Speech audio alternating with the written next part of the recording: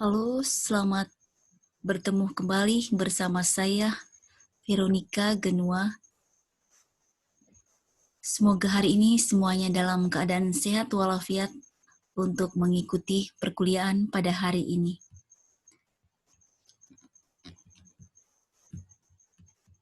Materi yang disajikan pada hari ini yaitu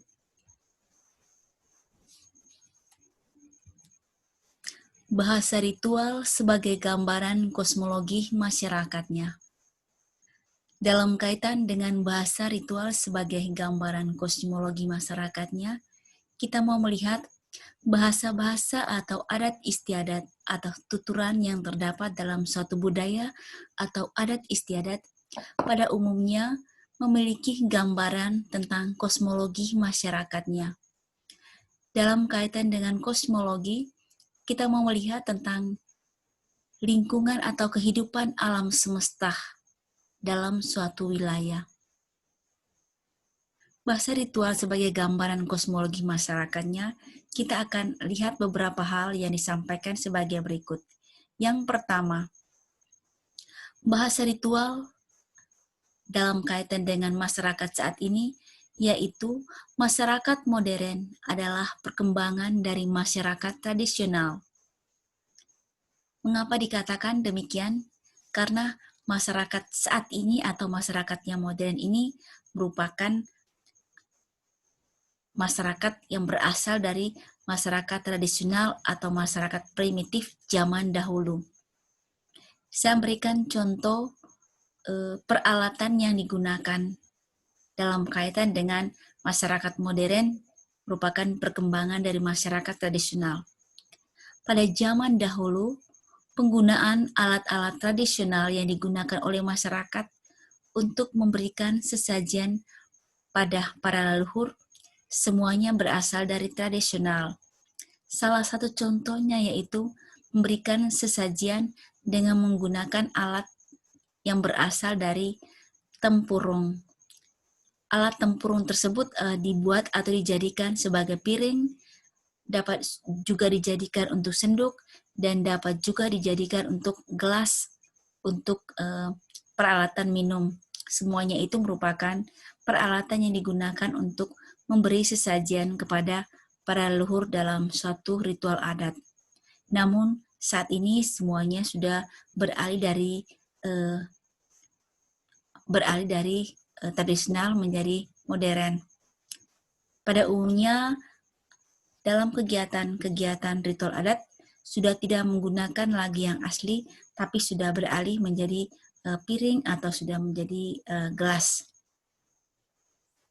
Yang kedua, setiap komunitas mempunyai naluri dan hasrat untuk survive.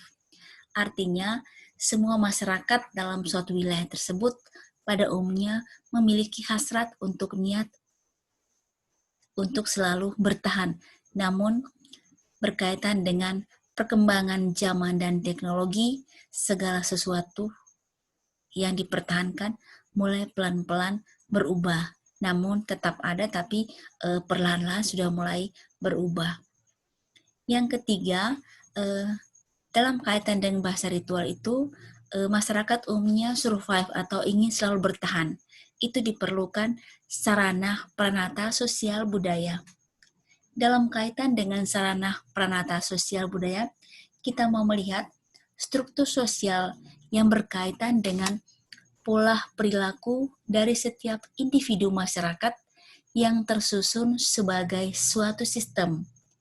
Di samping itu juga dikatakan bahwa masyarakat merupakan sistem sosial budaya, terdiri dari sejumlah orang yang berhubungan secara timbal balik melalui budaya-budaya tertentu.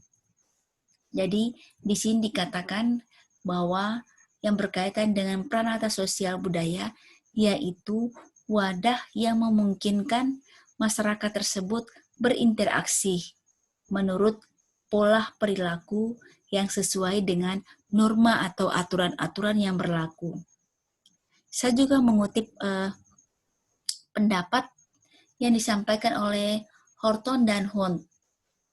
yang menyatakan bahwa peranata sosial budaya berkaitan dengan hubungan sosial yang terorganisir yang memperlihatkan nilai-nilai dan prosedur-prosedur yang sama yang memenuhi kebutuhan-kebutuhan dasar tertentu dalam suatu masyarakat atau tradisi adat istiadat. Yang kedua, dalam kaitan dengan ritual adat, bahasa ritual sebagai peranata sosial budaya mendapatkan beberapa stigma. Di sini, stigma merupakan pandangan negatif dari kelompok-kelompok orang tertentu, kelompok-kelompok atau orang-orang tertentu memiliki stigma terhadap bahasa-bahasa ritual. Yang pertama, mereka mengatakan bahwa bahasa ritual itu sebagai simbol keterbelakangan. Itu pandangan dari orang-orang tertentu. Mengapa mereka mengatakan demikian? Mungkin karena pada saat ini semua orang sudah memiliki agama, namun masyarakat masih menggunakan bahasa-bahasa ritual untuk suatu tradisi adat istiadat. Yang kedua, sebagai perangkat agama asli, bahasa ritual dianggap bertentangan. Karena di sini dikatakan bahwa masyarakat sudah memiliki agama, tapi masih menggunakan bahasa-bahasa ritual, sehingga kelompok-kelompok orang itu mengatakan bahwa sangat bertentangan. Yang ketiga, stigma yang ketiga itu bahasa ritual itu dianggap tahyul, menyembah berhala atau percaya sia-sia. Jadi mereka tidak percaya kalau dalam suatu ritual atau adat istiadat memiliki hal-hal tertentu. Mengapa kita percaya demikian? Itu merupakan stigma atau pandangan negatif dari orang-orang tertentu. Yang berikut kita lihat, bahasa ritual berkaitan erat dengan budaya. Yang pertama kita lihat, bahasa ritual merupakan endapan ekspresi budaya. Mengapa dikatakan sebagai endapan ekspresi budaya? Karena dalam ritual atau bahasa-bahasa atau tuturan adat tersebut terkandung berbagai makna untuk kehidupan masyarakat. Oleh karena itu, bahasa-bahasa ritual tersebut perlu diangkat atau digali, atau harus diangkat ke permukaan agar bisa diketahui oleh masyarakat secara keseluruhan. Yang berikut, bahasa ritual dimaknai secara budaya. Dalam kaitan dengan bahasa ritual sebagai makna budaya, yaitu bahasa-bahasa itu mencakup budaya atau tradisi atau pola-pola tingkah laku yang mengatur masyarakat secara keseluruhan. Saya beri contoh, apabila seorang melakukan suatu penelitian yang berkaitan dengan budaya atau tuturan adat, pada saat menganalisis teks, itu tentunya masih menggunakan apa yang diketahui atau dipahami oleh orang tersebut. Namun jika mau menyampaikan tentang makna budaya, itu tidak bisa dimaknai sendiri oleh penulis tersebut atau orang yang melakukan penelitian tersebut, tetapi harus menanyakan kembali kepada masyarakat pemilik budaya tersebut untuk mengetahui makna apa yang terkandung. Apabila sama, berarti apa yang kita pahami sama dengan yang masyarakat pahami. Namun, mungkin ada hal-hal tertentu yang berbeda dengan apa yang kita pahami dengan masyarakat pemilik budaya tersebut. Yang ketiga, sebagai endapan ekspresi budaya, bahasa ritual itu perlu diangkat ke permukaan dan dibongkar. Artinya, bahasa ritual tersebut jangan hanya diketahui oleh orang-orang tertentu, tapi harus kita gali kembali. Ada apa yang terdapat dalam bahasa-bahasa ritual tersebut, dan makna apa, atau ada ideologi atau fungsi apa yang terkandung di dalamnya. Yang berikut yang keempat, untuk menemukan makna budaya dan gambaran kosmologi. Seperti yang disampaikan di atas, kita mau melihat makna apa yang terkandung di dalamnya, dan juga gambaran kosmologi yang berkaitan dengan lingkungan alam semesta. bagaimana pandangan dari masyarakat tentang komunitas pemiliknya. Apakah mereka memahami segala sesuatu yang terdapat dalam lingkungan atau tidak. Selanjutnya, kita masih dalam kaitan dengan hubungan bahasa dan budaya. Yang pertama, bahasa itu bersifat manusiawi. Di sini dikatakan bahasa bersifat manusiawi, karena hanya manusialah yang bisa memiliki dan mengembangkan bahasanya. Jadi manusia menggunakan bahasa untuk berkomunikasi atau berinteraksi dengan orang lain atau dengan siapa saja. Kalau kita lihat, hewan juga memiliki bahasa, tetapi bahasa yang hanya dimengerti oleh kelompok binatang tersebut. Mereka tidak bisa memahami apa yang disampaikan.